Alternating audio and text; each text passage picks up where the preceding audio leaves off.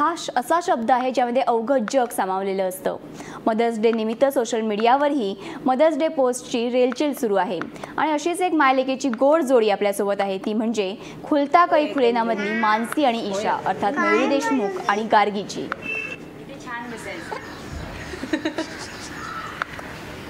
मयुरी आणि गार्गीशी बातचीत केली आमची रिपोर्टर अश्विनी माळवदेनं। आई ही एक अशी शिदोरी आहे जी कधीही सरतही नाही आणि उरतही नाही। अशीच एक मायलेकीची गोड जोडी आज माझ्यासोबत आहे, ती म्हणजे खुलता कळी खुलेनामधील मानसी आणि ईशा अर्थातच मयुरी देशमुख आणि गार्गी। तर त्यांच्यासोबत आज आपण गप्पा मारणार आहोत मदर्स डे निमित्त। माझा पहिला क्वेश्चन तुला मानसी असा आहे की तू यामध्ये ईशाची मावशी आणि आई या दोन्ही भूमिका करतेस, तर त्याबद्दल तू काय सांगशील?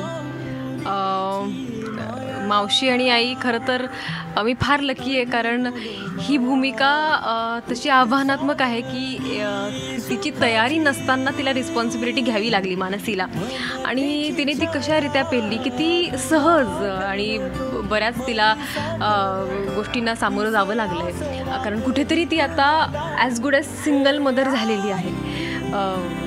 ईशाच्या आजी आजोबांना आता तितकं होत नाही तिचं करायला, किंवा तिची आई तिच्याजवळ नाही आहे। तर मला खूप इंटरेस्टिंग वाटतं हे कॅरेक्टर प्ले करताना, कारण कुठेतरी आता मी रिअल लाईफमध्ये आई नाही आहे, पण हिच्यासोबत खरंच ही इतकी लागवी आहे आणि इतकी गोड आहे की हिची आई व्हायला कोणालाही आवडेल, आणि अत्यंत ओबिडियंट डिसिप्लिन्ड अशी ही मुलगी आम्हाला मिळाली आहे। त्यामुळे हा रोल प्ले करायला मला जास्त मजा येते।